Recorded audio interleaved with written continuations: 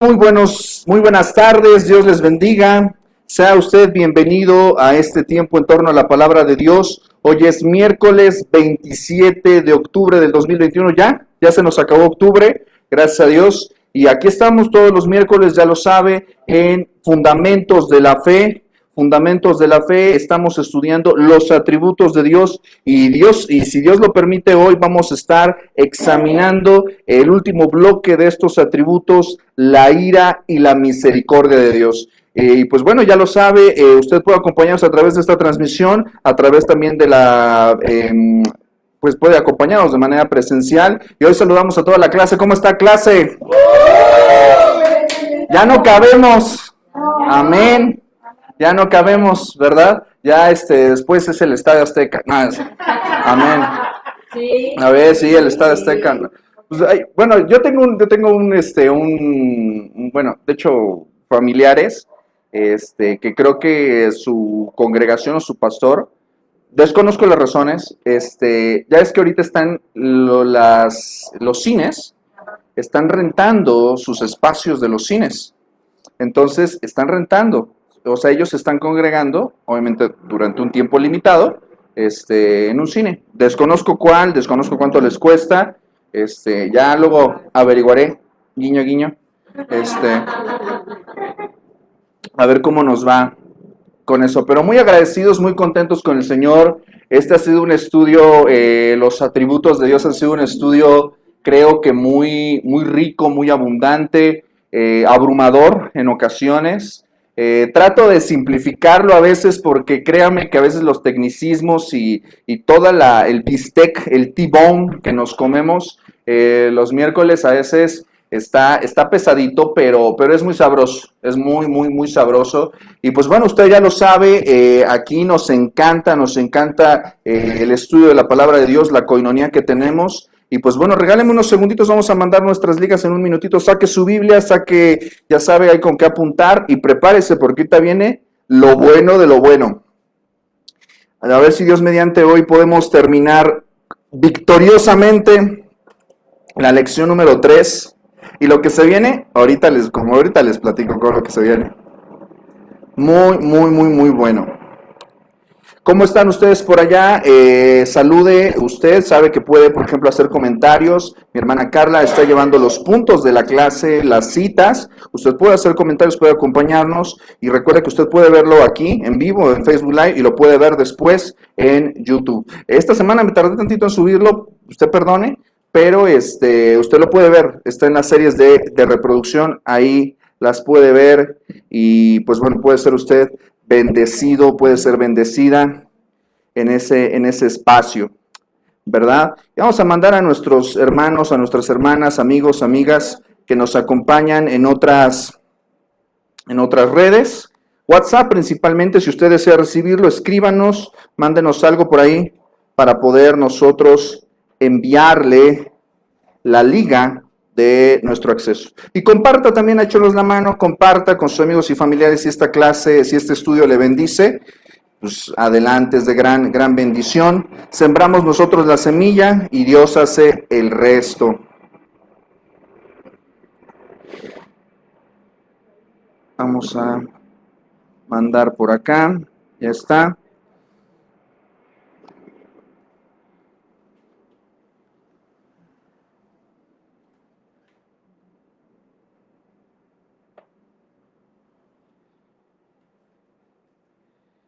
Ya está llegando, ¿verdad? Está llegando. Sí.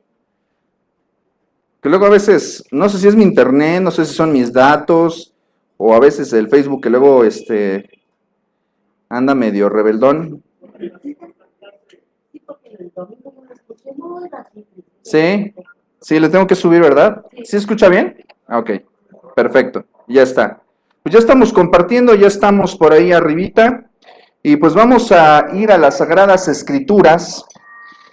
Y vamos a ir al texto de primera carta de Pablo, vamos a ir a la carta de Pablo a los Romanos, Romanos capítulo 1, versículo 18, Romanos 1, 18, y lo vamos a leer y posteriormente pues nos vamos a encomendar al Señor en oración para el estudio que vamos a tener el día de hoy. Dice Romanos 1:18 lo siguiente: porque la ira de Dios se revela desde el cielo contra toda impiedad e injusticia de los hombres que detienen con injusticia la verdad. Esta es la palabra del Señor. Vamos a orar. Padre bendito, en el nombre de Jesús te damos gracias por este espacio en torno a tu palabra, por este espacio de estudio, por este espacio de comunión.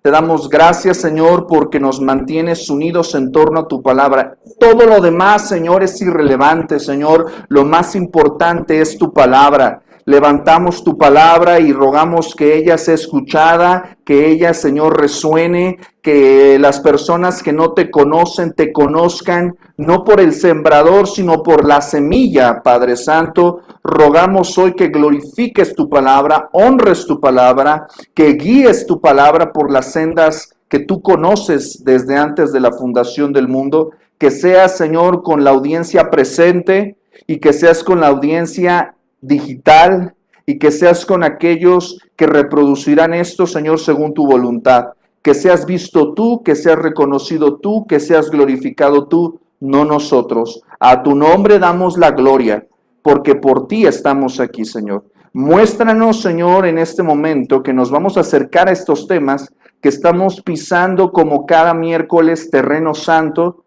Ayúdanos, Señor, a comprender la belleza de tu persona, de tus atributos, y ayúdanos a entender cuál es nuestra responsabilidad delante de ti. Todo esto, Señor, te lo pedimos en el nombre de nuestro Señor Jesucristo, y en su nombre decimos amén. Bueno, pues ya estamos, como les decía, en este último bloque, y me tomé el atrevimiento, nuestro material que estudiamos aquí, Fundamentos de la Fe. Por favor, si usted no lo tiene, solicítelo para poder hacérselo llegar. Y usted también lo puede comprar en su librería cristiana de preferencia, ¿verdad? Fundamentos de la Fe, así lo encuentra usted. Y me atreví a agregar, estamos ya culminando. De hecho, lo que deberíamos de ver nosotros estrictamente hoy, si nos apegamos al material, que algunos ya deben estar contestando, ¿verdad? Guiño, guiño. Porque no los veo por ahí, algunos cuadernitos no los veo por ahí. Lo que deberíamos de ver nosotros hoy es la misericordia de Dios. Algo que me parece muy interesante es que, de hecho, pues el vistazo que se da en el material es muy breve, es muy elemental, muy somero de los atributos, nos llevaría más tiempo del que disponemos. Yo me he dado la licencia de darle un poquito de más de hilo, ¿verdad? Porque creo que es importante. Pero decidí agregar el 13º atributo, que es la ira de Dios. Quiero recomendarles como una bibliografía de apoyo un texto que, a ver si ya estuve investigando, Chapel Library nos permite compartir, de hecho no cobra derechos de autor, y yo creo que vamos a preparar este texto como audiolibro, ya lo revisé.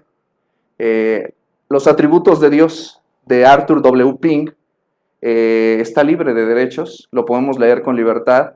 Entonces yo creo que ahí si alguien, una alma caritativa que me ayude a editar mis audios, lo estaremos compartiendo. Es un libro que yo se lo recomiendo ampliamente, Los atributos de Dios, de A.W. Pink. Maravilloso texto, no es muy denso, pero es una belleza a la hora de explicar los atributos de la persona de Dios.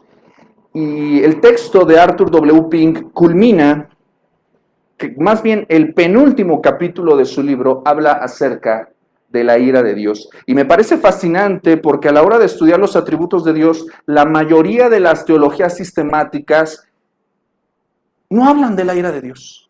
No sé por qué. No sé por qué no hablan las teologías sistemáticas de la ira de Dios. La mencionan, pero no hay un apartado específico que hable acerca de la ira de Dios. Y yo creo que ustedes, que tienen la Biblia, al igual que yo, inevitablemente vamos a diferentes textos, Antiguo y Nuevo Testamento, y no podemos evitar ver ahí La ira de Dios. La ira de Dios quizás sea uno de los atributos de su persona que en el corazón de los hombres produce generalmente vergüenza, produce repulsión, produce rechazo, produce terror, produce molestia. Con mucho gusto, yo sé que algunos, incluso creyentes sinceros, fíjese lo que le estoy diciendo, muchos teólogos, muchos pastores y muchos creyentes sinceros con mucho gusto retirarían la ira de Dios de la Biblia. De hecho, hay personas hoy en día que se dicen cristianos que si tú les hablas de la ira de Dios, lo rechazan profusamente. Dicen, no, Dios no es ira, Dios es amor, puro amor y amor y amor y amor y amor. Pero se nos olvida que no puede haber amor sin la ira de Dios. Y eso lo vamos a ver más adelante. Y a veces queremos desaparecer la ira de Dios. Nos es incómoda, nos es molesta. A veces hablamos de su ira como algo que ahí está. ¿No le pasa a veces que hay temas que sabemos que ahí están, que deben de ser tocados, pero no los queremos tocar? Porque los ignoramos, porque son incómodos y porque incluso nos afectan en cierto sentido. Creo que responde a nuestra rebeldía y a nuestra ignorancia el desconocer deliberada o inconscientemente la ira de Dios. Creemos a veces que es una mancha, creemos que a veces es un agravio, creemos que es algo negativo y no un atributo. Podríamos pensar de la ira de Dios, a veces pues llegamos a pensar que es algo negativo y no algo positivo, no algo que parece que ensucia la imagen de Dios y no algo que embellece y engrandece la persona de Dios. Y no es así. Y lo primero que debemos preguntarnos es, ¿qué es la ira de Dios y qué no es la ira de Dios? Primeramente, cuando hablamos de lo que es la ira de Dios, podemos definir de algunas maneras, algunos especialistas, algunos teólogos, algunos pastores nos ofrecen distintas definiciones, que al final de cuentas es exactamente lo mismo, pero presentado de diferente manera. Podemos decir que la ira es la respuesta emocional perfecta de Dios ante la percepción de lo incorrecto y lo injusto. Otra definición apunta que es la oposición absoluta y santa de Dios ante el pecado y el mal. Arthur W. Pink, por ejemplo, dice que es el aborrecimiento eterno de toda injusticia, el desagrado e indignación de la equidad divina frente al quebrantamiento de su ley. John MacArthur dice que es un responder y accionar de Dios, ecuánime, equilibrado y eternamente determinado a juzgar y castigar el pecado, la maldad y al pecador. ¿Qué no es la ira de Dios? Bueno, la ira de Dios no es una expresión impulsiva como la nuestra. Clase, pregunta, ¿la ira de Dios es un atributo comunicable o incomunicable? A ver, ¿cómo estuvo incomunicable? ¿Por qué? Porque la ira de Dios. Entonces, ¿nosotros no experimentamos ira? Es comunicable, claro. Nosotros también participamos de esta expresión, ¿verdad?, emocional de ira. A diferencia, por ejemplo, de la omnisciencia o de la inmutabilidad, que son incomunicables, la ira es un atributo comunicable. Y esto es interesante, porque volviendo al punto, la ira de Dios no es una expresión impulsiva de enojo dirigida a personas inocentes. En primera, porque Dios está en perfecto control de sí mismo, sus emociones son santas, ¿verdad? Ahora, su enojo o su ira no está dirigida a personas inocentes. ¿Por qué? ¿Por qué, clase?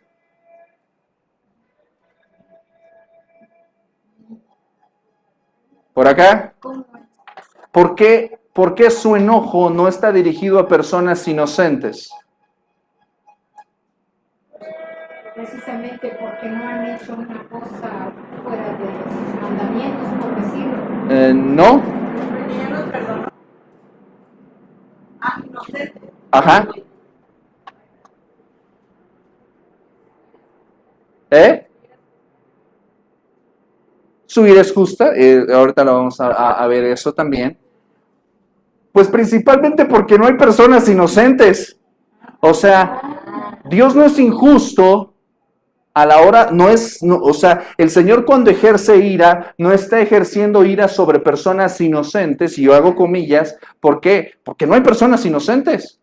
O sea, todos nosotros somos merecedores de la ira de Dios, acreedores a esa ira. La pregunta que debemos hacernos, a veces cuando nosotros vamos al texto bíblico, por ejemplo, Pablo escribe a los romanos y empieza argumentando acerca de la elección. En el capítulo 11 de Romanos habla de la elección de Israel, de la elección soberana de Israel, y él incluso argumenta acerca de la relación de Jacob y Esaú. Dice, a Jacob amé y a Esaú aborrecí. Y la cuestión aquí es la siguiente: ¿por qué escoge a Jacob y no escoge a Esaú? Si ambos eran un par de chacales.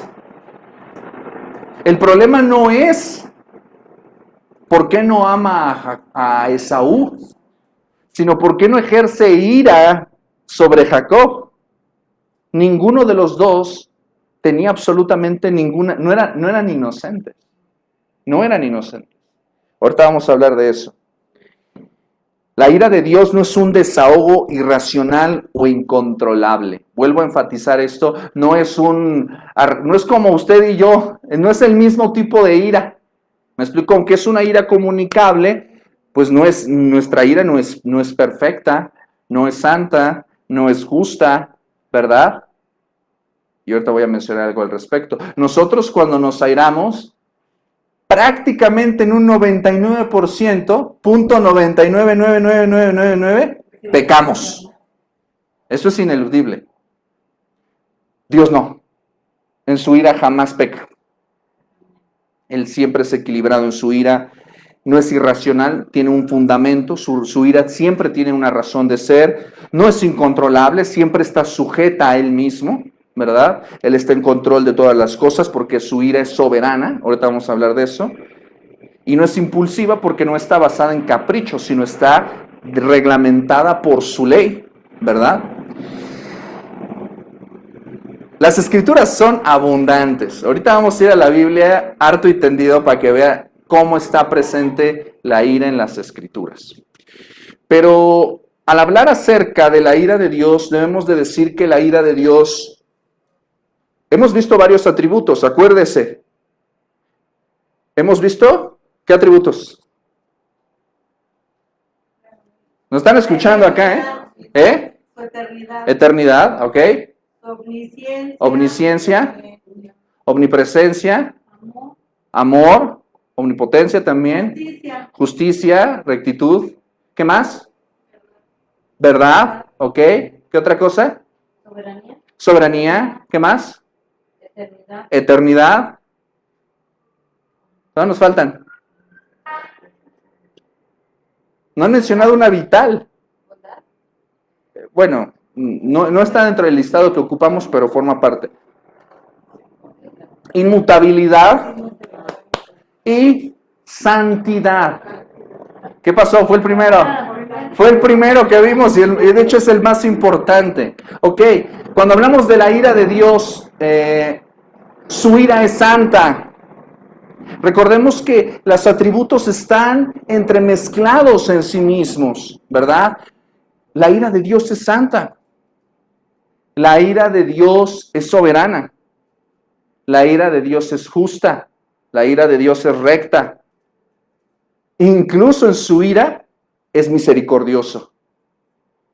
El texto es muy claro.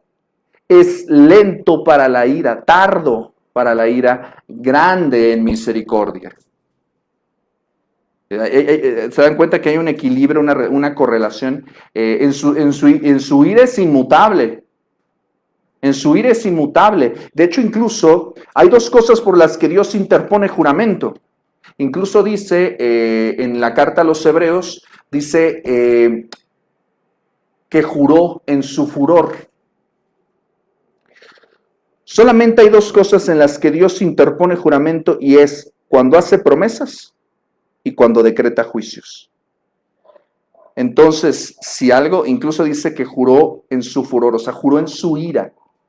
Imagínense a qué nivel de seriedad él pone su ira. Evidentemente su ira es verdadera. Su ira, aunque no lo parezca, es amorosa. Su ira es inmutable. O sea, la ira va a llegar, tarde o temprano. Y su ira es inmutable, no va a cambiar. Es lo que es.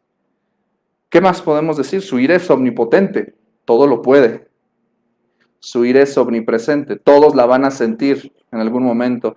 O hemos experimentado, platicamos de eso mi esposa y yo en la tarde, nosotros percibimos la ira de Dios de varias maneras, pero no la percibimos en el impacto que debería de ser. ¿A qué quiero llegar con esto? Y esto se relaciona también con el tema de misericordia.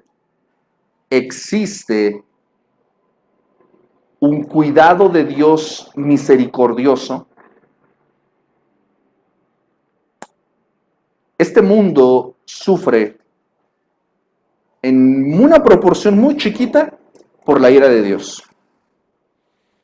Nosotros experimentamos a veces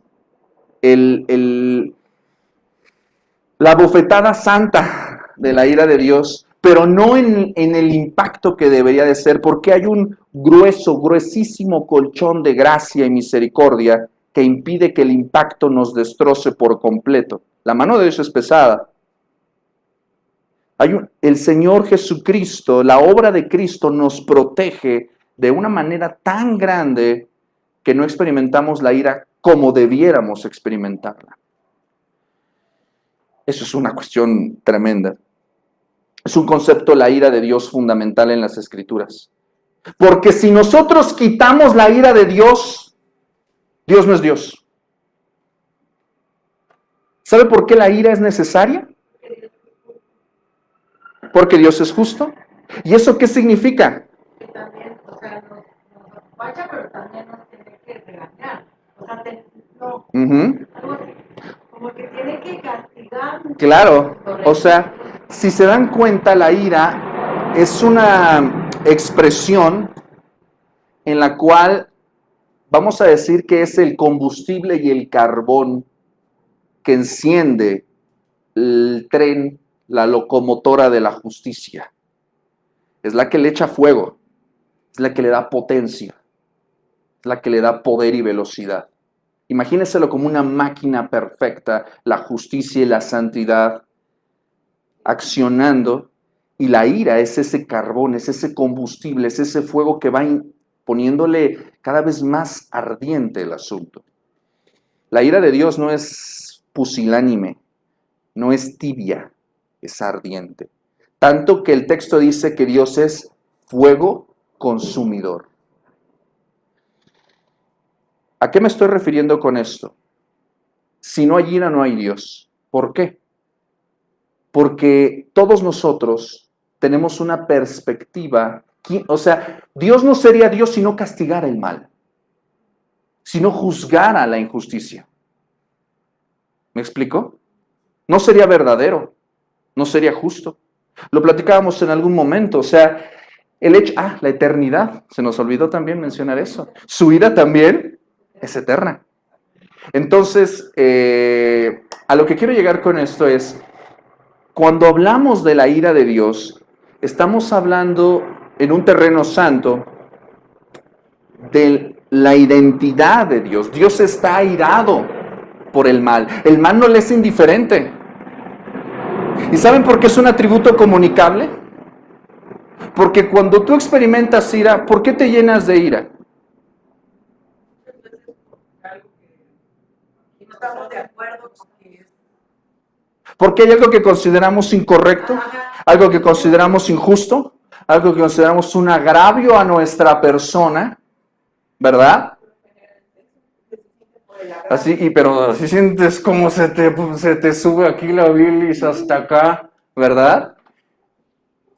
Y a diferencia de Dios, pues nosotros a veces no nos podemos controlar y hacemos cosas que no debemos. Pero Dios, imagínate, o sea, estamos hablando... todo lo que ve, que se tiene que aguantar. Ese es al punto al que quería llegar. A esperarse hasta Su ira es omnisciente. sí, porque por muchas cosas a las Cuando tú te enteras de algo malo, te enfadas, ¿verdad? Imaginémonos si Dios todo lo sabe, qué tan airado está. Nosotros no podríamos dormir si supiéramos toda la maldad que nos rodea, toda la injusticia. Nosotros lo ignoramos, vivimos en un capullo de gracia y misericordia. Pero cuando usted incluso abre tantito la ventanita, usted va a la televisión, las redes, platica, va, sale, se enfrenta a un día del mundo y termina uno asqueado, airado. Claro, pero imagínate teniendo conocimiento absoluto y eterno y perfecto, se llena de una ira incontenible. Ahora, su ira es omnipotente en el sentido de que, lo mencionaba también en semanas anteriores, Él podría hacer lo que sea, pero incluso la omnipotencia tiene que ver con el acto de detenerse de hacer lo que podría hacer. Es decir, y los que son padres me entenderán, y madres me entenderán. Tú podrías romperle los dientes a tu chamaco con testón, pero te contienes de hacerlo, aunque tienes una ira que lo justifica. Eso es poder. Poder fulminar a alguien y no hacerlo. Eso es poder. Eso es poder. Lo que hoy algunas personas toman como tardanza, diría el apóstol Pedro, es la paciencia de Dios en su omnipotencia, conteniendo el fuego de la locomotora de su ira. Y estoy poniendo un ejemplo muy dulce, ¿verdad? Muy dulce. Digo, para más o menos darnos una idea, ¿verdad? Vamos a las Escrituras porque esto es potente. Agárrese. Vamos a ir para que no se me pierda. ¿Por acá tiene Biblia? ¿Sí? ¿Segura? Bueno. Cualquier cosa, si no, aquí tengo algunas. Entonces nada más apúnteme las citas. ¿Qué le parece? ¿Sale? Bueno. Vamos a ir de manera progresiva, ¿ok? Vamos a ir de manera progresiva. Primeramente, déjeme decirle que el concepto de la ira de Dios está presente en todas las Escrituras. El lenguaje del Antiguo Testamento es incluso más rico que el del Nuevo. Aparece, fíjese lo que le voy a decir. Por ejemplo, en el Antiguo Testamento, la ira de Dios aparece, el concepto de la ira aparece 613 veces. La ira humana, 240. ¿Qué es lo que quiere decir? Que aparece la ira de Dios 3 veces más que la ira humana en las Escrituras. O sea, está más presente ahí. Ahora, vamos a ir a las Escrituras nuevamente. Vamos a ir a la Biblia, vamos a ver unas citas de manera así de volada. No se me apure, vamos a ir de antiguo a nuevo. Vamos a ir progresivamente como van los libros, para que no se me pierda, ¿sale? Vamos al texto de Números 11, versículo 1. Dice el texto: aconteció que el pueblo se quejó a oídos de Jehová, y lo oyó Jehová, y ardió su ira, y se encendió en ellos fuego de Jehová, y consumió uno de los extremos del campamento. Números 12:9 dice: entonces la ira de Jehová se encendió contra ellos, y se fue. Números 22 dice lo siguiente.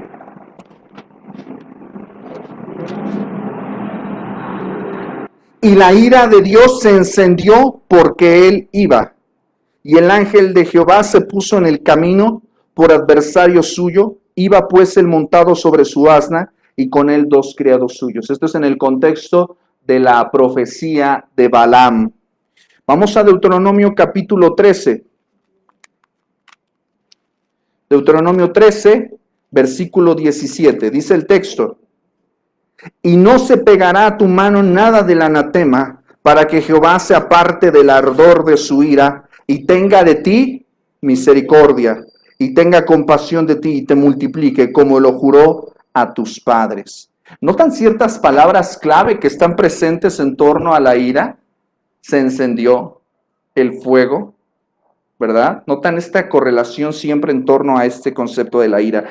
Deuteronomio 29, versículo 20, dice el texto: no querrá Jehová perdonarlo, sino que entonces humeará humo la ira de Jehová y su celo sobre el tal hombre, y se asentará sobre él toda maldición escrita en este libro, y Jehová borrará su nombre de debajo del cielo.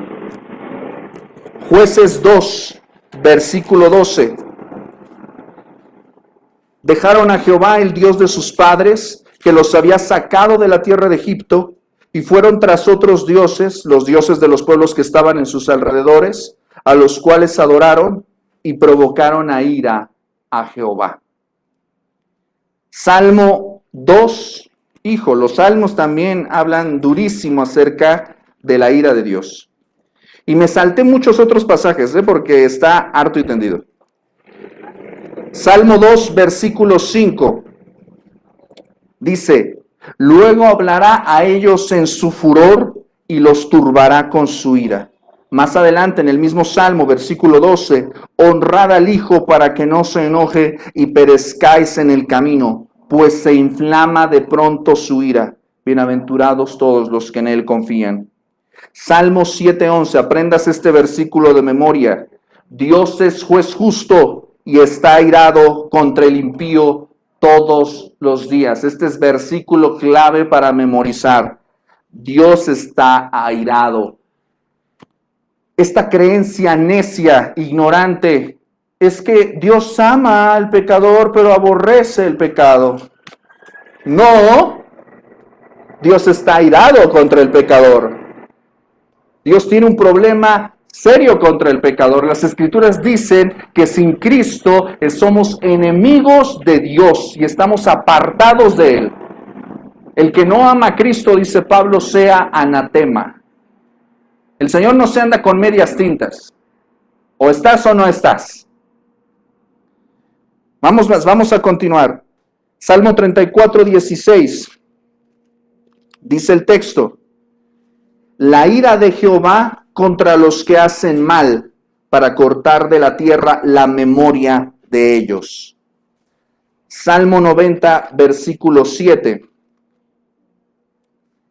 Porque con tu furor somos consumidos y con tu ira somos turbados. Más adelante, versículo 11, extraordinario versículo. ¿Quién conoce el poder de tu ira? ¿Habrá alguien que conozca totalmente el poder de su ira? No lo hemos visto. Y que Dios, por la misericordia de Cristo, nunca la veremos. No la veremos. ¿Quién conoce el poder de tu ira y tu indignación según que debe ser temido? Isaías 9:19. Dice el texto: por la ira de Jehová de los ejércitos se oscureció la tierra, y será el pueblo como pasto del fuego. El hombre no tendrá piedad de su hermano. Uy. Isaías 51, versículo 17. Despierta, despierta, levántate, oh Jerusalén, que bebiste de la mano de Jehová el cáliz de su ira. Ahí me recuerda al rato hablar acerca del cáliz. Ahorita al rato voy a hablar del cáliz, porque hay un tema ahí muy interesante. que bebiste de la mano de Jehová el cáliz de su ira, porque el cáliz de aturdimiento bebiste hasta los sedimentos, o sea, todo, pa' fondo.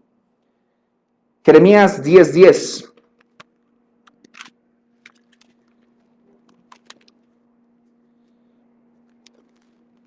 Dice el texto, mas Jehová es el Dios verdadero, amén. Él es el Dios vivo y Rey eterno, amén. A su ira tiembla la tierra, y las naciones no pueden sufrir su indignación. Wow. Ezequiel 28.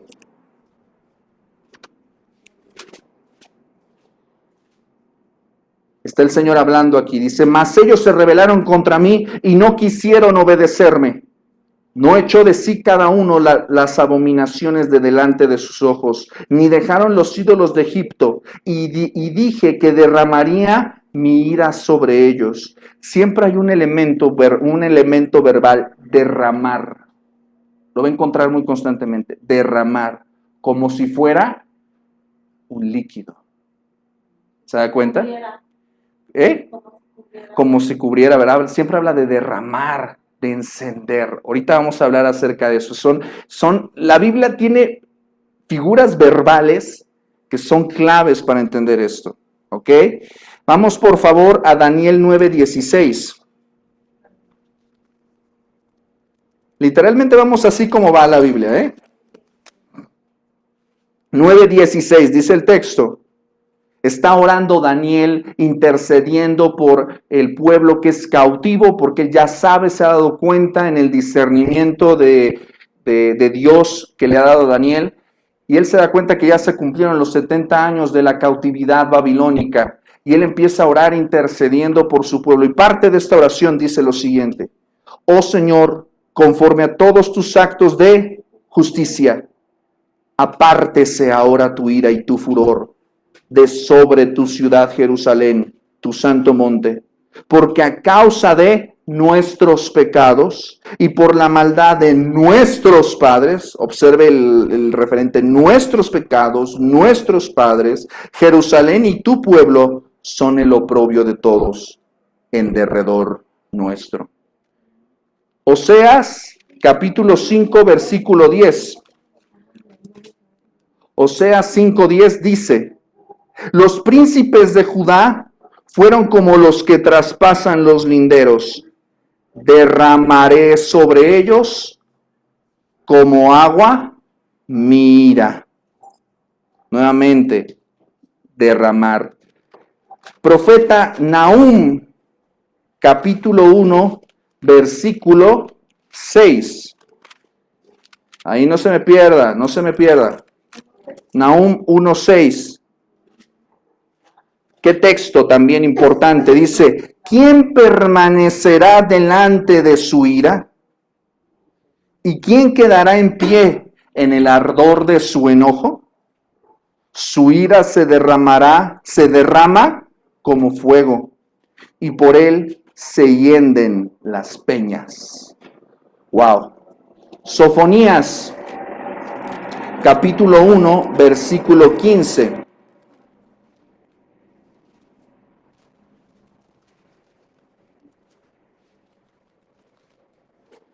Váyase más para atrás porque ahí me salté. Sofonías 1:15. Está atrasito. Sofonías 1:15. Día de ira, aquel día de angustia y de aprieto, día de alboroto y de asolamiento, día de tiniebla y de oscuridad, día de nublado y de entenebrecimiento. Vamos a Mateo 3:7. Esto forma parte del texto, esto forma parte de la predicación de Juan el Bautista. Juan el Bautista predicaba en el Jordán y llamaba a través del ritual del bautismo, del símbolo del bautismo, llamaba al arrepentimiento. Y dice que al ver que muchos de los fariseos y de los saduceos venían a su bautismo, Juan el Bautista les decía, generación de víboras. ¿Quién os enseñó a huir de la ira venidera? 2 segundos. Juan el Bautista era un predicador que hoy sería intolerable. Mi mami tiene una historia muy interesante. Su servidor se llama Juan Daniel. Llámeme Daniel. Nunca me gustó el Juan mucho porque pues hay muchos Juanes, ¿verdad? Pero es muy interesante porque mi mamá siempre dice que me puso Juan por Juan el Bautista. Por eso soy odioso por naturaleza. Soy odioso por naturaleza. Y medio rudo también. Pues bueno,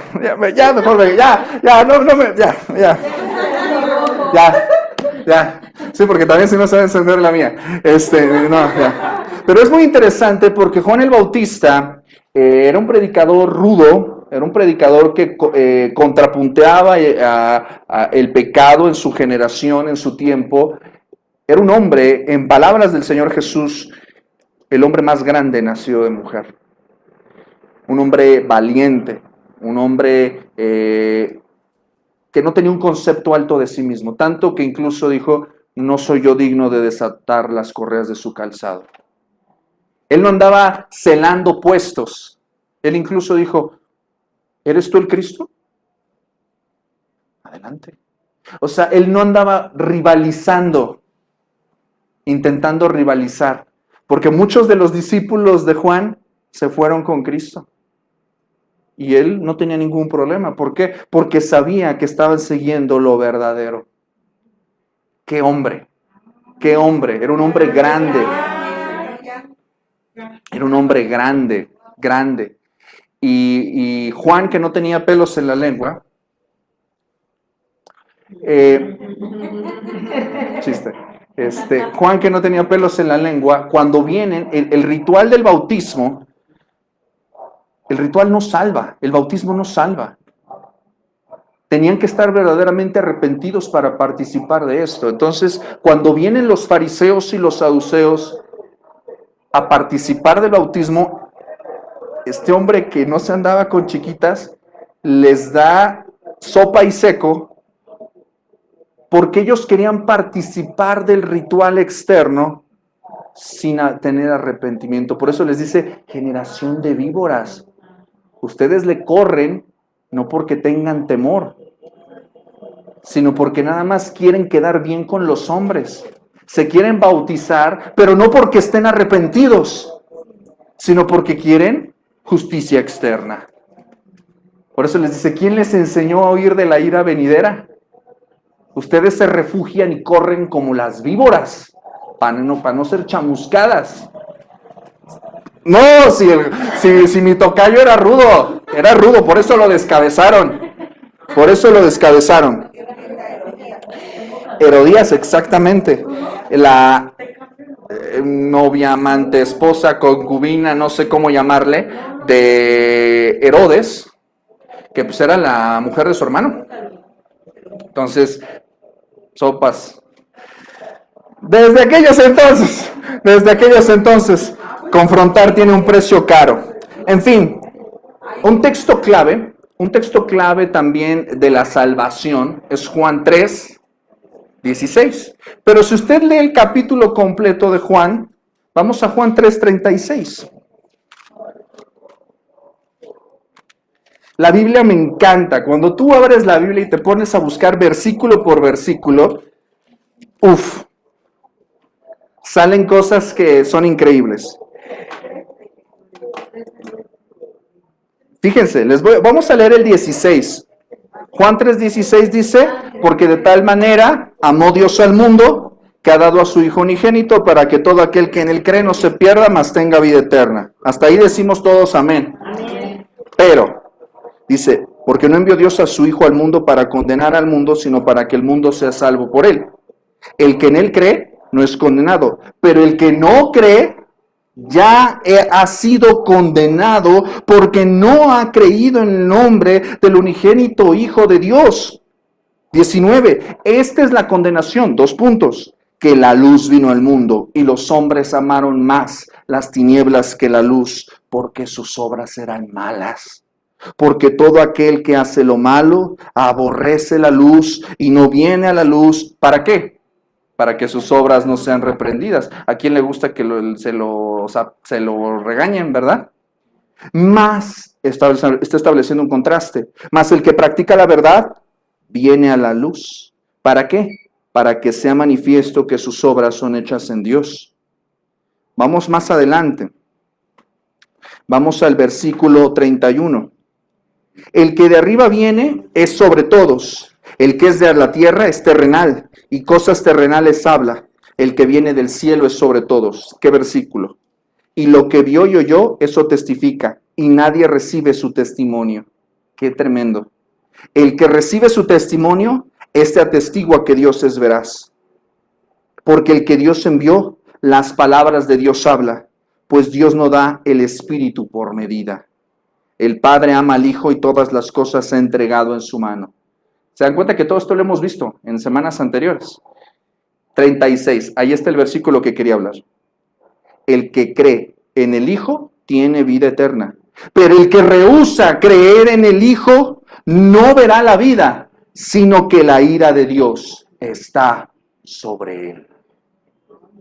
Cada vez que una persona rechaza el Evangelio, cada vez que alguien rechaza a Cristo,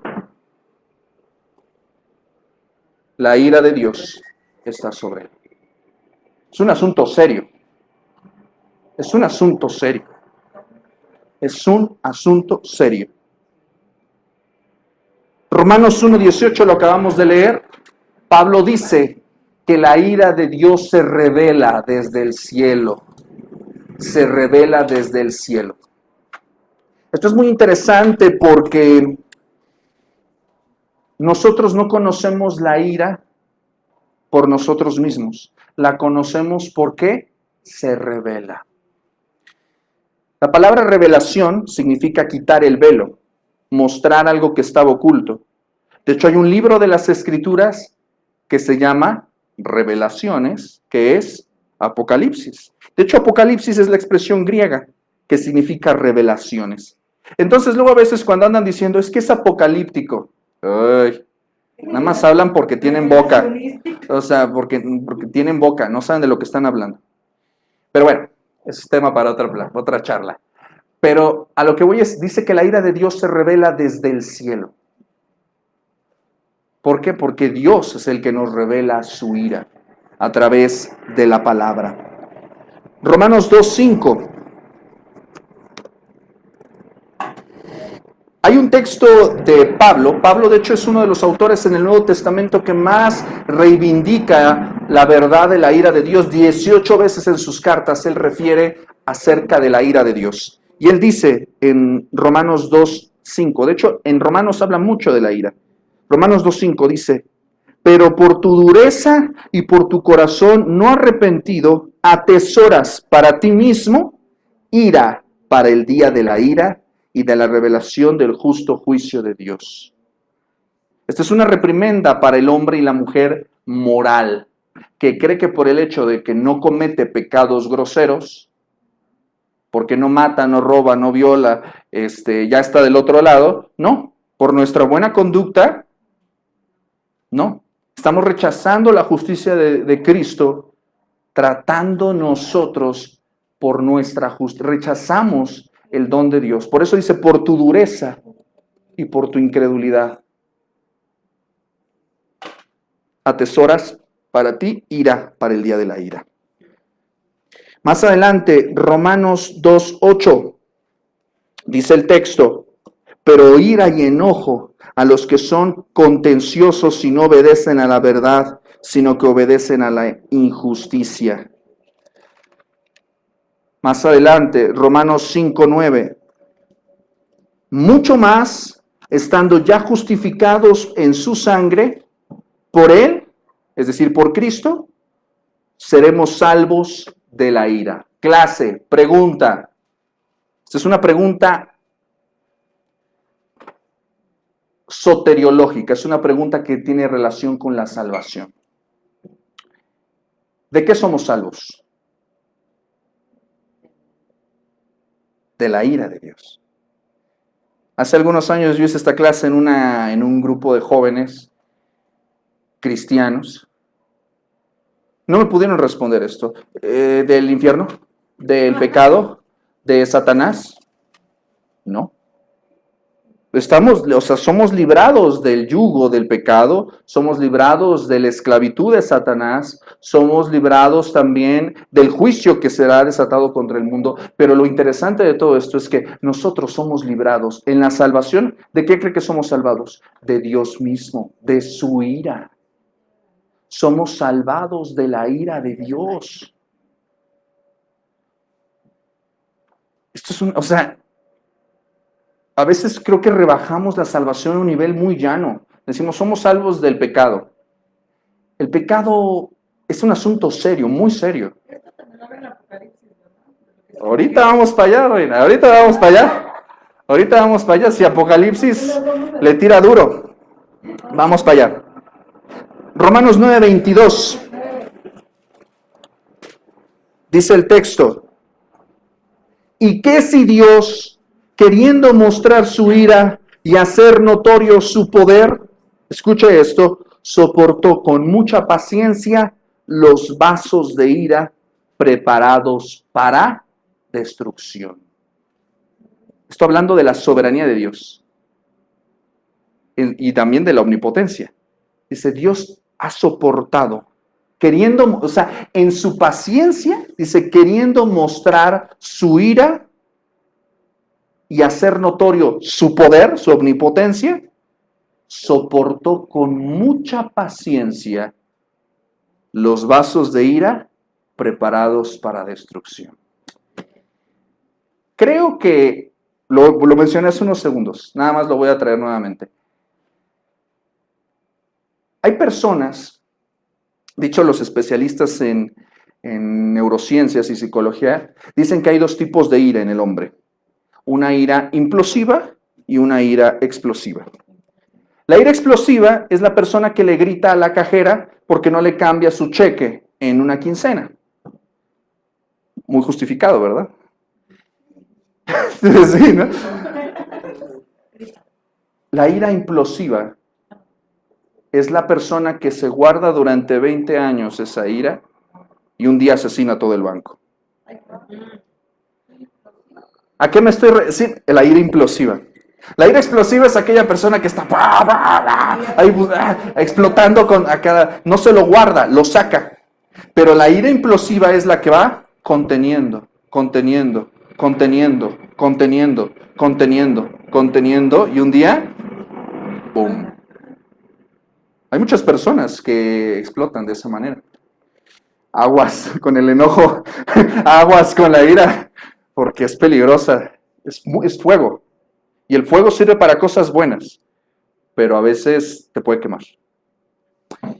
Y aquí este texto es potente porque dice, Dios queriendo mostrar su ira y su poder, está aguantando con paciencia. Para un día los vasos de ira no van a quedar hechos añicos. Eso es ira, eso es poder. Para que vayamos respetando a Dios un poquito más. Efesios 2:3. Efesios 2:3 dice, entre los cuales todos nosotros vivimos en otro tiempo en los deseos de nuestra carne, haciendo la voluntad de la carne y de los pensamientos, y éramos por naturaleza, ¿qué dice? Hijos de ira, lo mismo que los demás. Efesios 5:6. Dice el texto, nadie os engañe con palabras vanas. Subraye este versículo, subráyelo, enciérrelo. Nadie os engañe con palabras vanas, porque por estas cosas viene la ira de Dios sobre los hijos de desobediencia. Colosenses 3:6.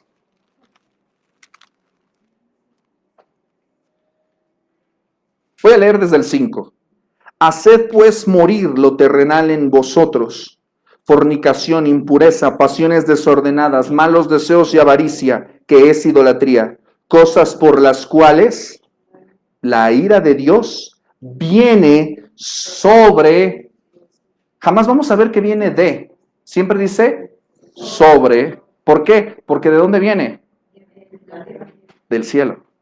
La ira de Dios viene sobre los hijos de desobediencia. Primera a los Tesalonicenses 1:10. Y esperar de los cielos a su Hijo, al cual resucitó de los muertos, a Jesús, presta atención, quien nos libra de la ira venidera. Ahí está, yo no me soy a la Biblia, ahí solito se responde. Bien bonito, me encanta. Primero a los Tesalonicenses, en el mismo carta, 2:16, dice el texto. Está hablando de las iglesias perseguidas por la nación de Israel y dice, impidiéndonos, Israel, a la iglesia le impidió hablar a los gentiles para que estos se salven. Así colman ellos, es decir, la Israel apóstata que rechaza a Cristo, ha colmado ellos siempre la medida de sus pecados, pues vino sobre ellos la ira hasta el extremo.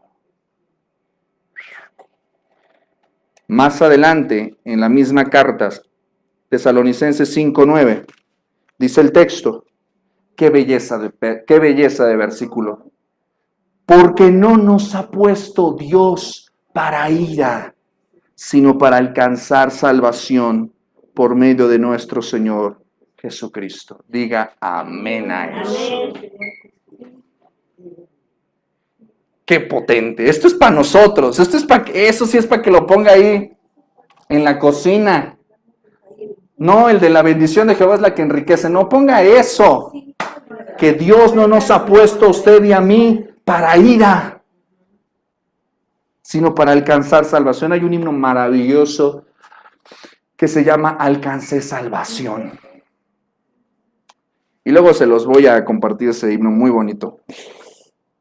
Apocalipsis 11:18.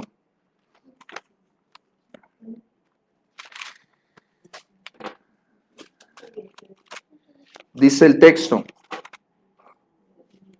Ya que rápido nos aventamos casi la Biblia. 11:18 dice, y se airaron las naciones, y tu ira ha venido.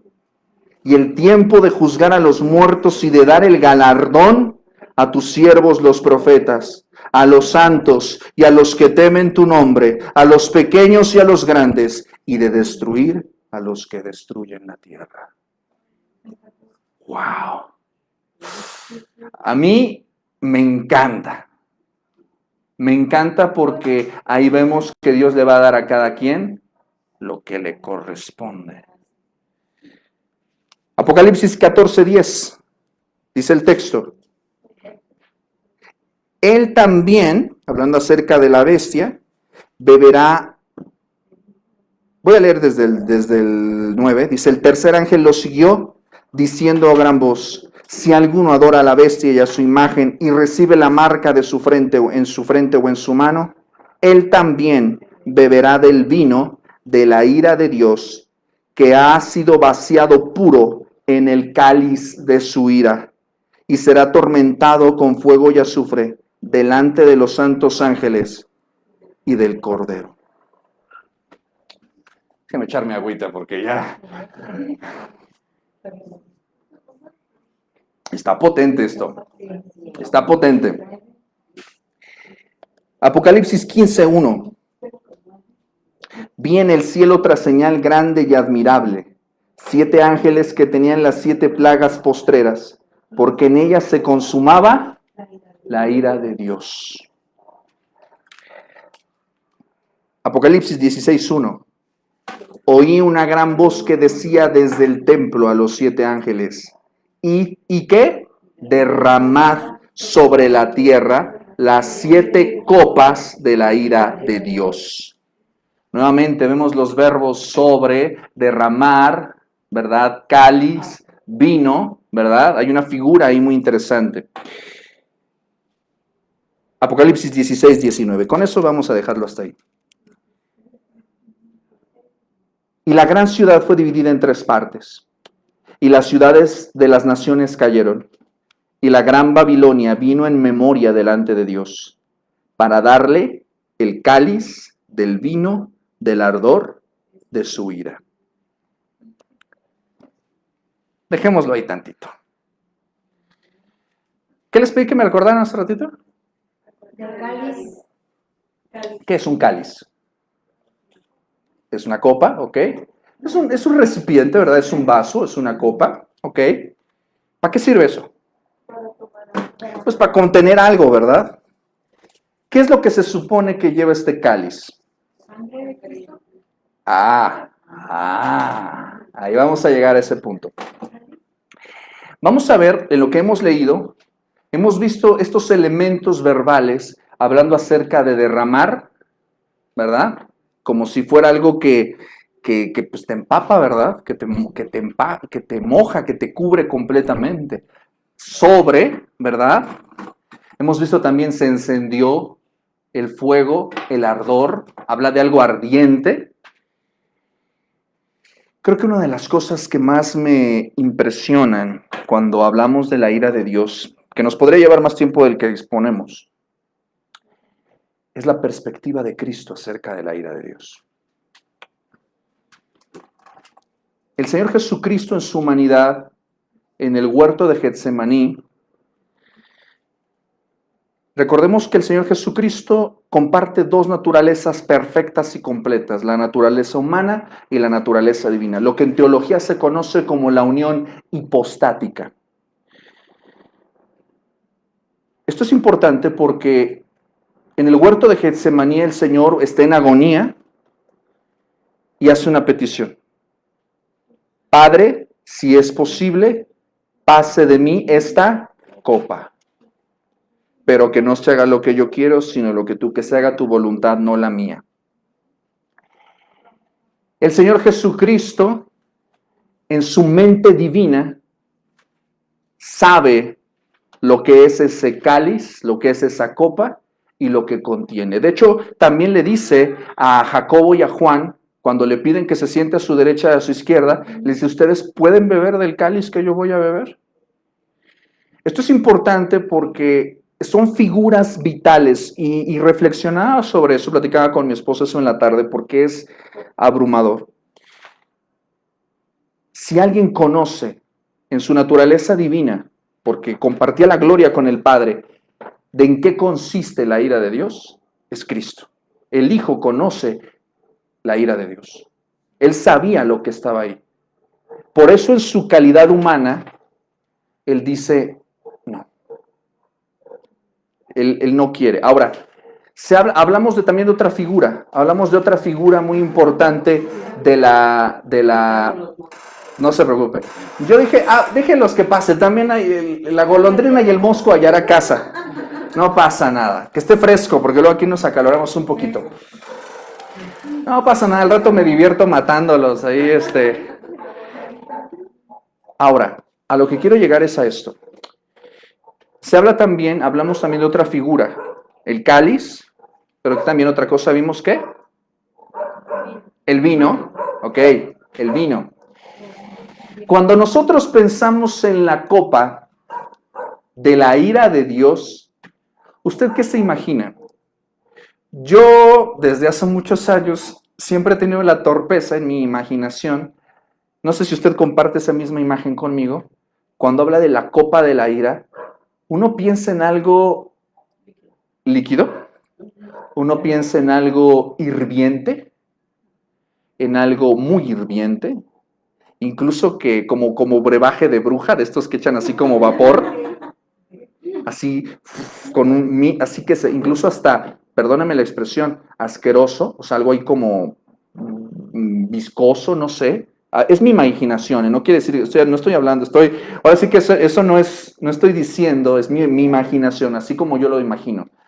Acuérdese que la Biblia es muy rica en imágenes. Entonces, habla de la copa de la ira y habla del vino. El vino, ¿por qué tiene una figura muy importante aquí? ¿El vino para qué se usa? El vino, pues, es una bebida, en los tiempos bíblicos, era una bebida que era usada frecuentemente. Había un vino fermentado y un vino sin fermentar, porque no había agua potable. Recuerden eso. El vino fermentado, pues era aquel que se guardaba en ciertos cueros de cerdo, se guardaba para determinadas ocasiones. Ahora, recuerde que el vino, digo, yo no soy un experto en el tema, seré un hipócrita si le digo que en mi vida jamás he probado vino, pero no soy un experto en el tema. Pero usted sabe, al igual que yo, culturalmente sabemos que el vino adquiere más fermentación, maduración, como que más solidez en su sabor mientras más tiempo es contenido. El vino es siempre usado en un contexto de fiesta. De hecho, el vino es el mejor vino, se guarda, se saca al inicio, el Señor lo dice en las bodas de Caná, pero el vino siempre está en un contexto de fiesta. De hecho, sí. A lo que quiero llegar es que se habla también, por ejemplo, del lagar de la ira de Dios. ¿El vino cómo se producía? Creo que todavía en algunos lugares se produce así. Se cosecha, se recoge en una tinaja y obviamente pues algunas personas, no sé cómo se toman eso, pero bueno. Y pues las doncellas, en el contexto griego, pues ahí con sus piecitos, machacaban eso y lo machacaban pues con ganas, ¿verdad? Para que esa pasta, esas uvas, se machacaran y de ahí saliera el jugo, que obviamente se guardaba y se concentraba. Esto se hacía en un contexto de música, de algarabía, ¿verdad? Porque pues entre que machacaban, pues iban como bailando, ¿verdad? Iban como bailoteando. Entonces, el vino, este machacar, el vino casi siempre tiene el mismo color que tiene, siempre se relaciona con sangre, ¿verdad? De hecho, por eso se utiliza en la Santa Cena el ejemplo del vino, ¿verdad? Ahora, ¿a qué es a lo que quiero llegar? La figura del vino es importante porque nos habla de un elemento embriagante en un contexto de fiesta que es guardado para una ocasión especial. Más o menos para allá vamos. Y que es vertido. Ahora, el vino, si usted y yo se imagina, ¿nos imaginamos el vino caliente? No, ¿verdad? O al tiempo o frío, ¿verdad? No puede ser de otra manera. Dicen, ¿verdad? Me han contado. Pero a lo que voy es a esto. Nosotros a veces pensamos en este cáliz, en esta bebida, la imaginamos como algo ardiente e hirviente, pero realmente es algo frío, guardado, preservado para un propósito específico. No es algo explosivo, irracional, apasionado, desapasionado. ¿Me explico? O sea, estamos hablando de algo que es ecuánime. Está servido con meticulosa frialdad.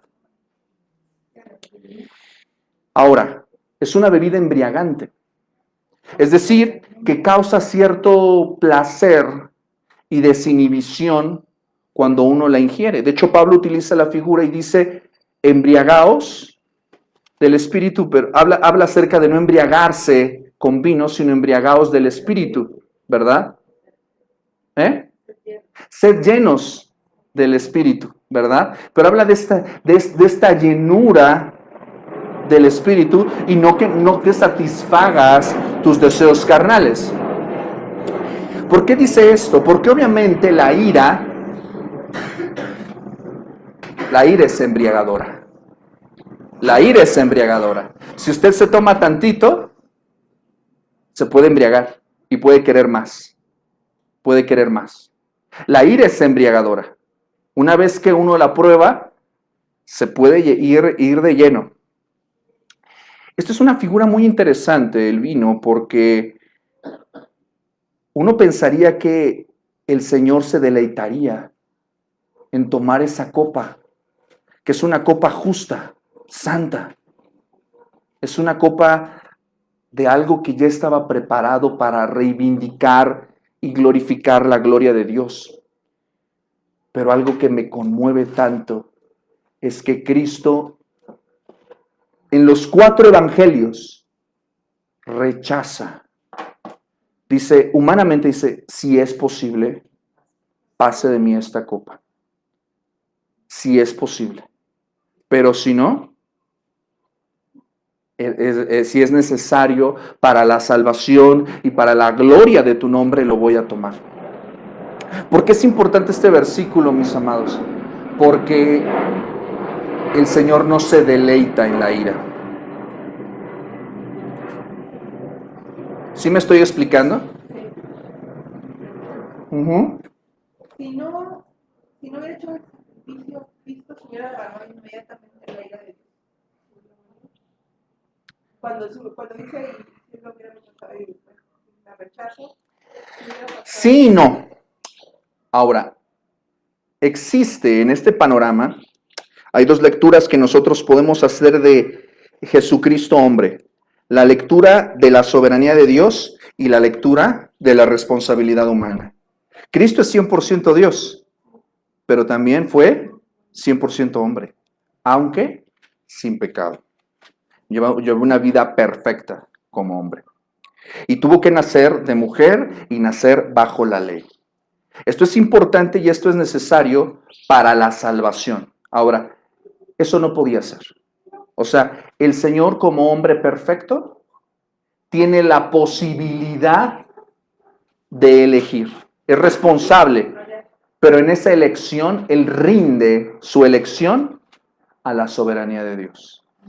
Por eso es glorioso Cristo, porque tiene el poder de ir por otra senda y decide rendir su voluntad a la voluntad del Padre. Hebreos 10 dice, he aquí vengo para hacer tu voluntad. Jesucristo nos enseñó a orar diciendo, hágase tu voluntad. Si algo nos enseña Cristo es que la ira de Dios no es algo negociable. Era necesario que se bebiera esa copa, era necesario que se derramara y será derramada. Ahora, ciertamente, y esto es un concepto que me atrevo también a aperturar el análisis al respecto porque hay mentes más eruditas y preparadas al respecto. Bíblicamente yo no he encontrado una referencia que diga que Dios es ira. Forma parte de los atributos de su persona, pero no. Vamos a ver, por ejemplo, en Isaías 6, que dice que Dios es santo, santo, santo. Vamos a ver en Juan, que dice que Dios es amor. Pero no se habla de que Dios sea ira. Se expresa ira, siente ira, manifiesta ira, pero no se habla de que Él sea ira. Por ahí tenemos una discrepancia, ¿verdad? No estábamos del todo seguros, ¿verdad?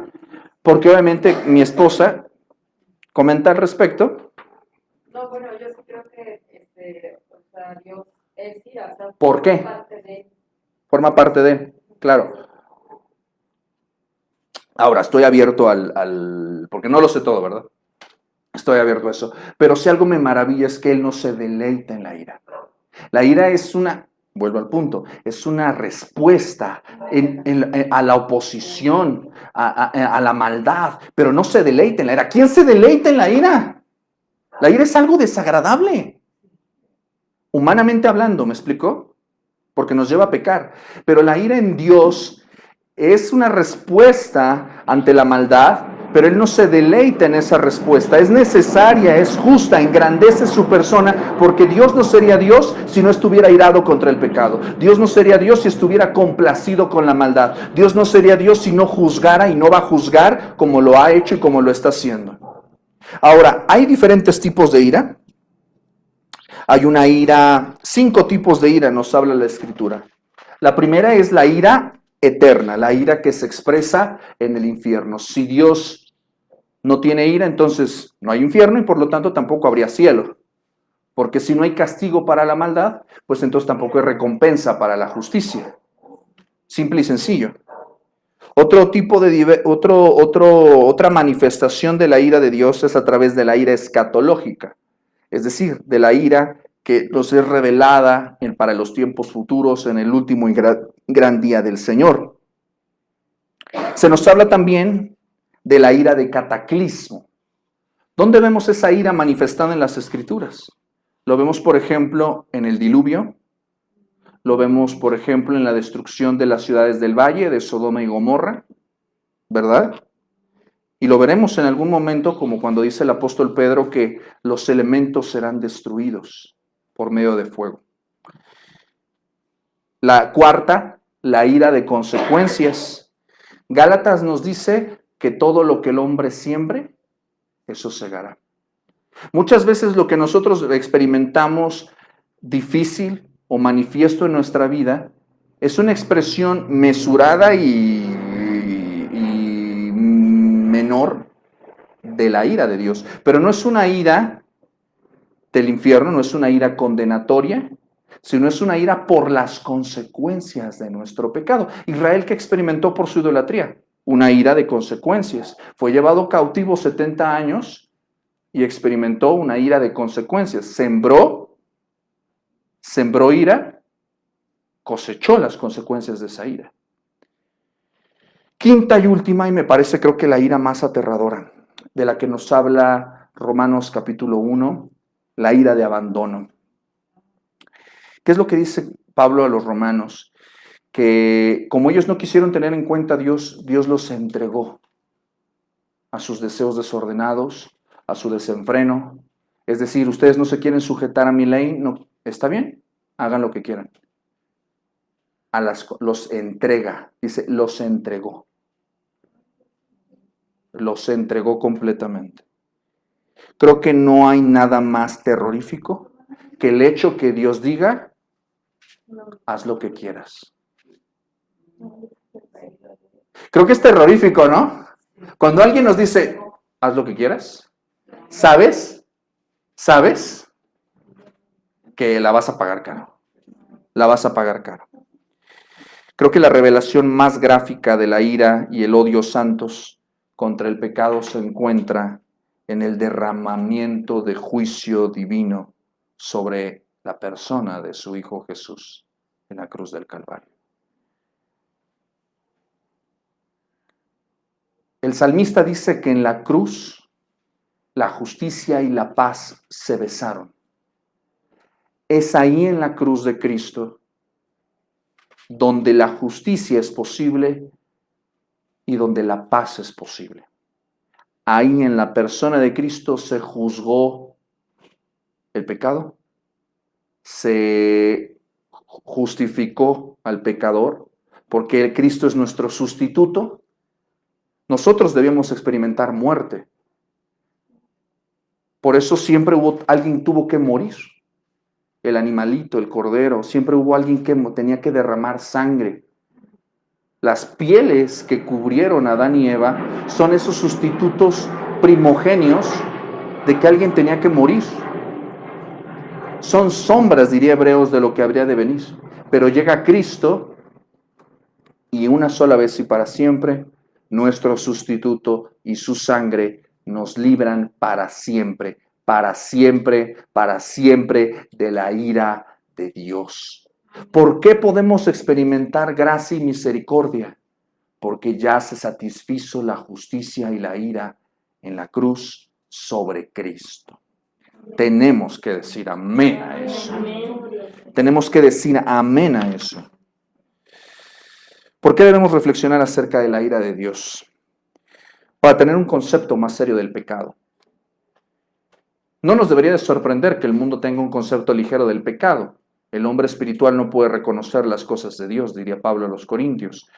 Lo serio es que el cristiano tiene un concepto ligero acerca del pecado y ligero acerca de la ira de Dios. ¿Por qué debemos reflexionar acerca de la ira de Dios? Creo que para infundir en nuestras almas temor de Dios.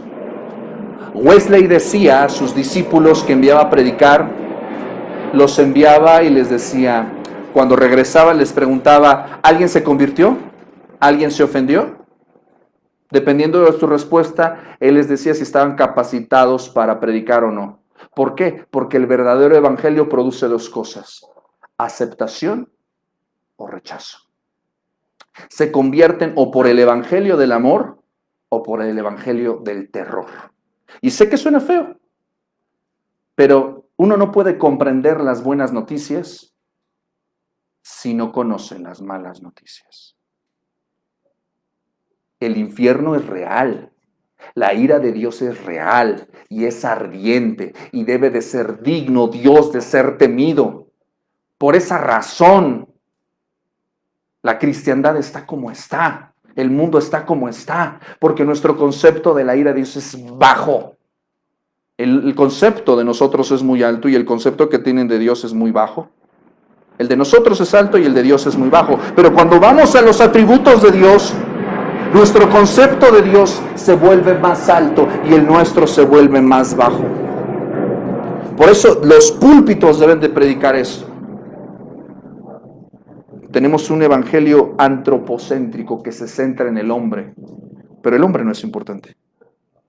¿Por qué debemos reflexionar sobre la ira de Dios? Para adorarle con mayor fervor. Porque su Dios es justo. ¿Sabe por qué? Y es algo que igual platicaba con mi esposa al respecto. La ira es un atributo comunicable porque nosotros también lo experimentamos. Ahora es muy interesante porque cuando se trata de la ira sobre nosotros, decimos, ay no, fuchi. Ay no, gracia, quiero misericordia. Pero cuando se trata de la ira que usted experimenta por el pecado hacia usted, ¿qué es lo que dice?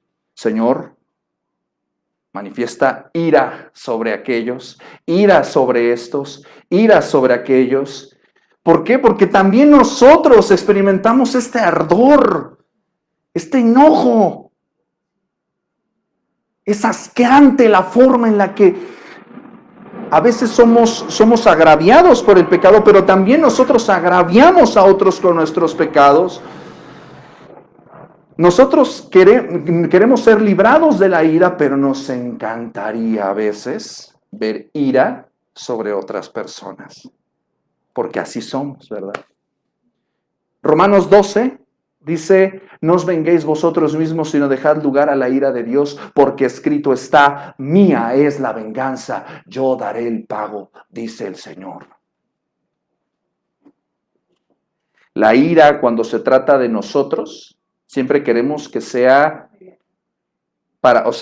por eso existen algo que se llaman los salmos imprecatorios.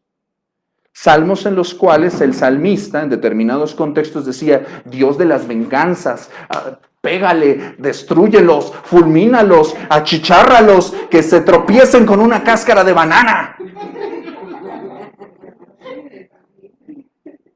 Y seríamos unos falsos y unos hipócritas si no decimos que a veces experimentamos esa ira.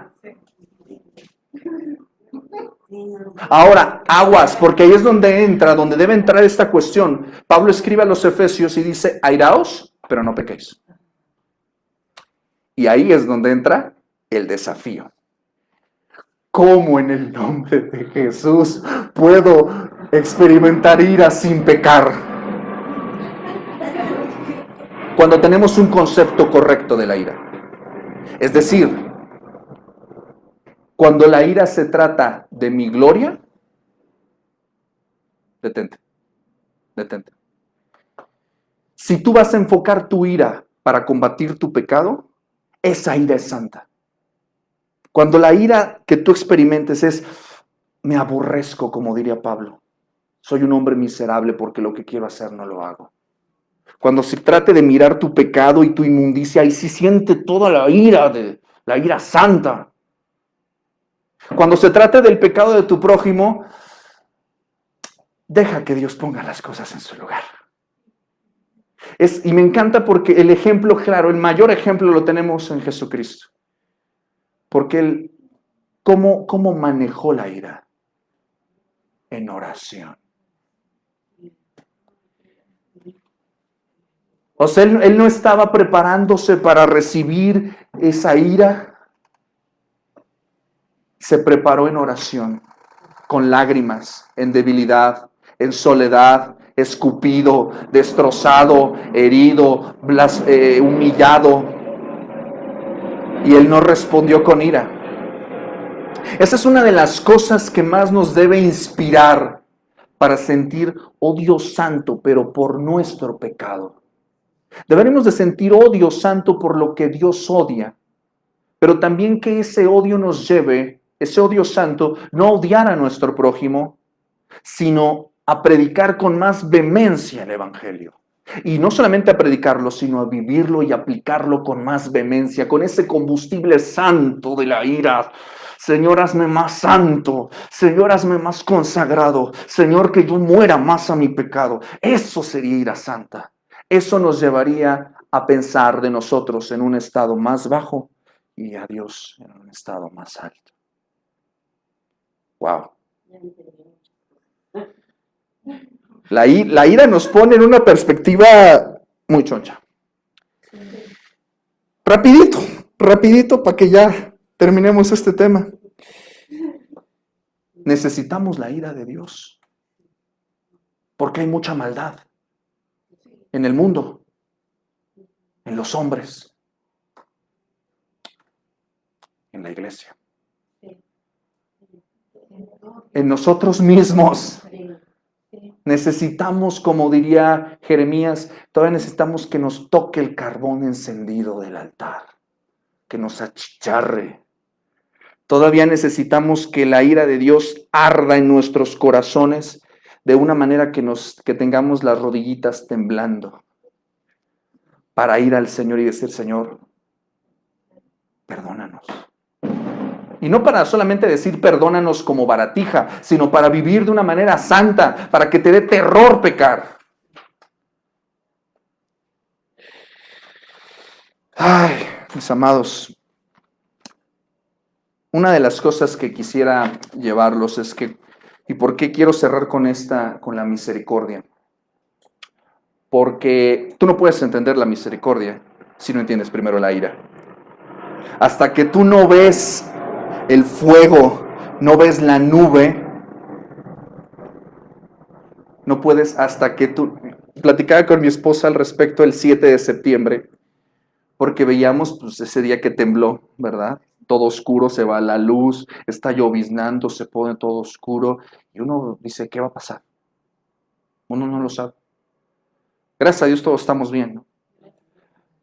Pero a lo que voy es a que, y platicábamos con mi esposa, decíamos, ese día la Suprema Corte de Justicia aprobó el aborto. Dios está irado. Pero ¿sabe qué? Al día siguiente salió un sol precioso. Y las nubes se abrieron. Y el cielo era azul. Nuevas son sus misericordias cada mañana. Grande es su fidelidad. Dios es lento para la ira, pero grande en misericordia. Amén. Efesios dice que Dios es rico en misericordia, con su gran amor con que nos ama. Cuando usted y yo hemos leído, ¿en qué se diferencia la gracia de la misericordia? ¿En qué se diferencia? ¿Es igual o son cosas diferentes? ¿Son diferentes? Sí, son diferentes porque apuntan a dos cosas diferentes, aunque vienen de la misma fuente. Mis amados, la misericordia de Dios es la perfecta y profunda compasión que el Señor experimenta por sus criaturas. Otra definición podría ser el eterno principio que lo impulsa para buscar el bien temporal y asimismo la salvación eterna de los que se oponen a su voluntad.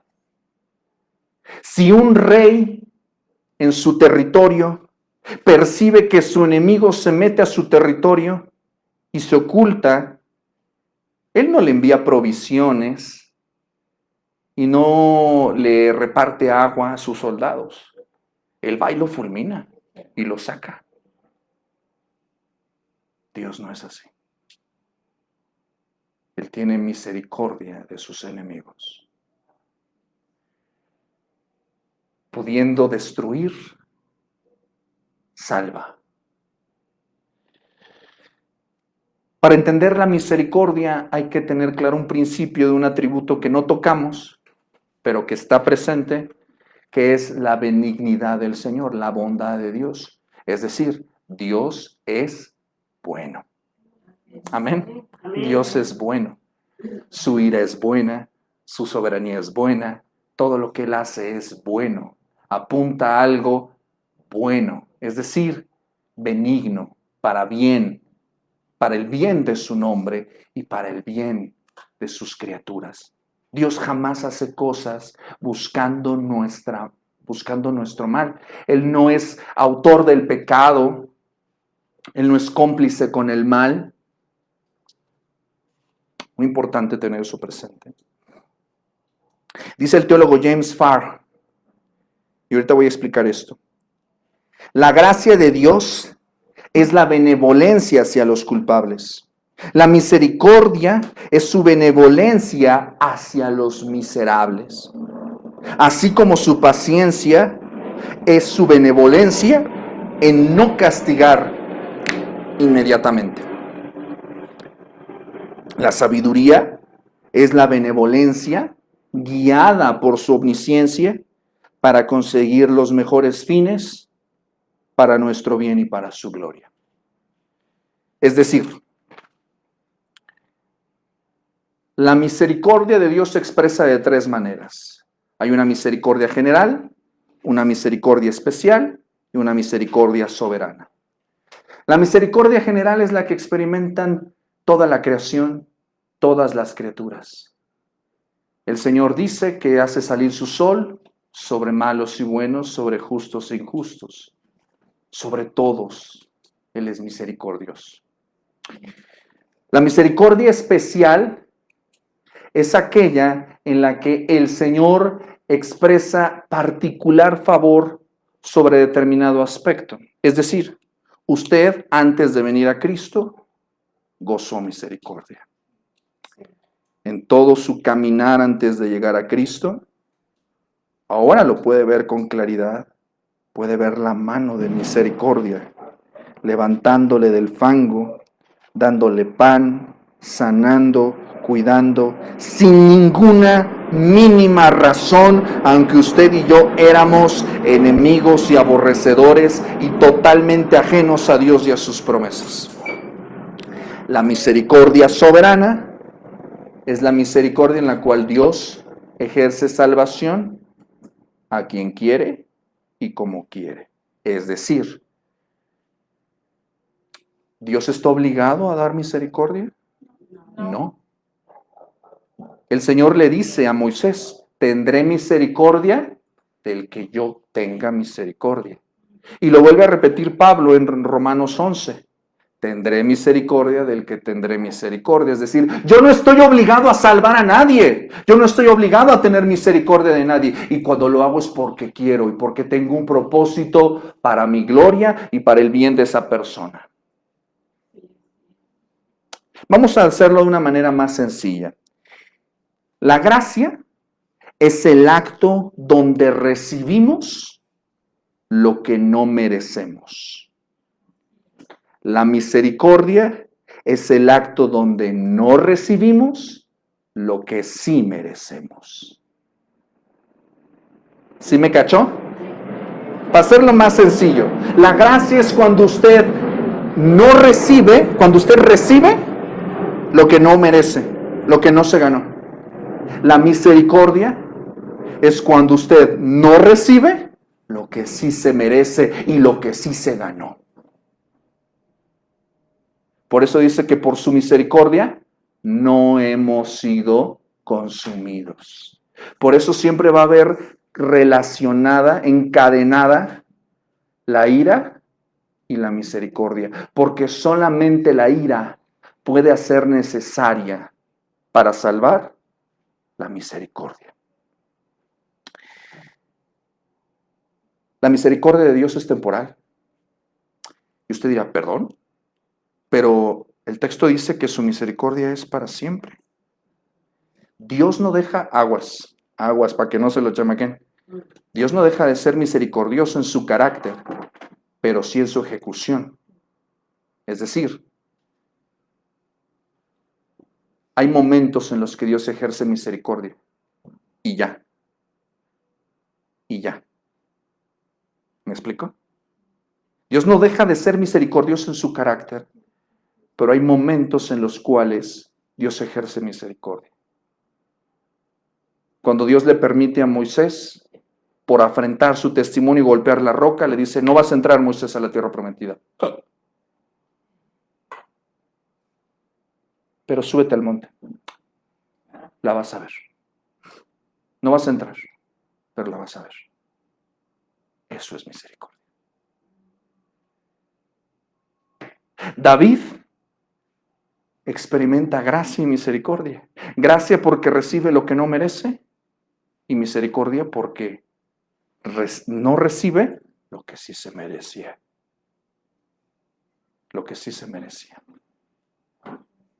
¿Me explico? Es temporal porque responde a determinados momentos de ira. A determinados, la misericordia responde a momentos de ira. Cuando uno ve el fuego, cuando uno ve que va a ser destruido, es entonces cuando se postra y dice, Señor, sálvame. Y es cuando el Señor ejerce misericordia. El Señor ejerce misericordia general todos los días, todo el tiempo. Misericordia soberana en la salvación a quien quiere. Misericordia especial en esas ocasiones en las que usted ya no ve salida. Y Dios dice, no temas, yo te ayudo. Quédese con eso. Quédese con eso porque la misericordia de Dios es grande, pero su ira es ardiente también. Vamos a orar. Padre bendito, en el nombre de Jesús, te damos gracias por este maravilloso y tremendo tema en el cual, Señor, podríamos llevarnos más tiempo y más semanas. Pero solamente al mirar un atisbo, Señor, de esta gloriosa característica de tu persona, tu ira y tu misericordia, que juntas, Señor, se entremezclan, que juntas, Señor, enriquecen la belleza y la grandeza de tu persona, es inevitable no conmovernos, Señor. Es inevitable, Señor, no experimentar, Señor, conmoción, alabanza, gratitud. Es inevitable no sentir, Señor, no experimentar, Señor, de tu parte, Señor, alabanza, adoración, Señor, porque vemos, Señor, tu ira, porque tú eres santo. Ayúdanos, Señor, a amar lo que tú amas, pero también a aborrecer lo que tú aborreces, al costo que sea, Señor. Gracias por tu misericordia que nos permite hoy gozar la vida, que nos permite llevarnos alimento a la boca, que nos permite la vida de nuestros seres amados, que nos permite la comunión cristiana, Señor, cuando hay lugares donde está prohibida. Gracias, Señor, porque en tu misericordia nos permites abrir tu palabra, predicarla, leerla, estudiarla con libertad cuando hay otros que se tienen que esconder para hacerlo, Señor. Ten misericordia de nosotros, pobres pecadores. Ten misericordia de tu iglesia, Señor, cuando se aparta de la verdad bíblica. Ten misericordia, Señor, de tus siervos, Señor, porque somos débiles. Ten misericordia de nosotros, Señor, porque ciertamente reconocemos que hemos recibido lo que no merecemos y hemos recibido también en tu misericordia. No hemos recibido lo que sí merecemos.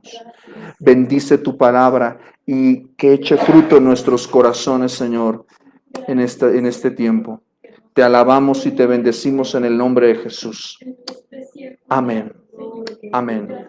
Aleluya. Mis amados, qué maravilloso tema, qué maravilloso texto son los que hemos estado mirando hoy. No me imaginaba que nos lleváramos más en la ira y en la misericordia, pero sí, Así fue, ¿verdad? Gracias a Dios. Gracias por acompañarnos. Recuerde que el domingo nos vemos. Especial, aguas. El domingo vamos a estar transmitiendo a las 8 de la mañana. A las 8 de la mañana va a haber transmisión. Vamos a tener otras actividades. Fuimos invitados a otras actividades. Ahora sí que apóyenos con sus oraciones, por favor.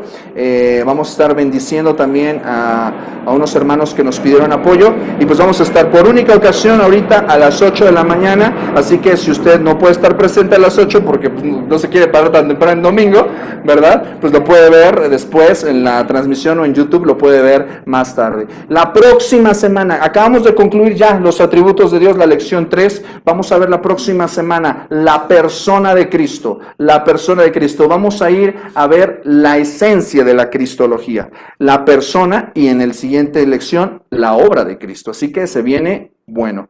Y todo lo que ya aprendimos lo vamos a ver ahí. Entonces vienen tiempos muy buenos de estudio bíblico, nos enriquecemos, nos alimentamos, nos fortalecemos. Gracias a toda la audiencia presente, amén.